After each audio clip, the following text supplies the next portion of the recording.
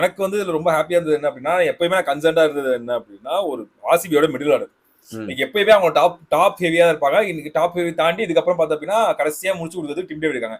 நடுவில் வந்து மிகப்பெரிய ஒரு ஒரு ஒரு ஒரு ஓட்டம் இருந்த மாதிரி இருந்துச்சு. லைக் குணால் பாண்டியா அந்த அளவுக்கு விளையாடல. ஜிதேஷ் சர்மா வந்த உடனே கண்ணப்படான்னு சுத்துறது.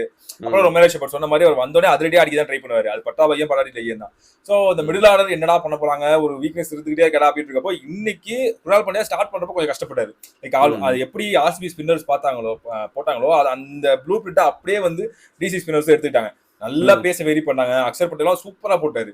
லைக் அந்த வித்தே கொடுக்கவே இல்லை. நல்லா ஸ்டம்ப் டு ஸ்டெப் வச்சாரு, கிராம்ப் பண்ணாரு, சூப்பரா போட்டாரு. ஆனா ஓகே நீ நல்லா போடுற, சரி ஓகே உனக்கு ரெஸ்பெக்ட் கொடுத்து நான் வந்து 1s and 2s அங்க எடுத்துக்கிறேன். ஆனா எனக்குன்னு நான் செட் ஆனதுக்கு அப்புறம் ஒரு டைம் வரும், நான் அப்புறம் அடிக்கிறேன்ற மாதிரி குணால் பாண்டியா சொன்னது என்னாலும் நீ இங்கே இரு, நீ இங்கே அவுட் ஆயிடாத, நான் வந்து அக்ரெசிவா நான் போய்க்கிறேன் அப்படின்ற மாதிரி தான் அவர் சொல்லிட்டே இருந்தாரு. அந்த இடத்துலயே வந்து ரொம்ப ஸ்டெப் டவுன் பண்ணி ஆடுறேன். ஸ்டெப் டவுன் பண்றப்போ சில பால்லாம் வந்துச்சு. ஆனா அதை மேட்ச் பண்ணிட்டாரு. பட் ரொம்ப கண்ணாபிரான் காட்டுத்தரமா சுத்துறேன் அப்படின்ற மாதிரிலாம் இல்லாம பேட் பால்ஸ் அழகா பனிஷ் பண்ணாரு. நல்ல ஒரு அவருக்கே எனக்கு தெரிஞ்சு பயங்கரமா கான்ஃபிடன்ஸ் கொடுக்கும்.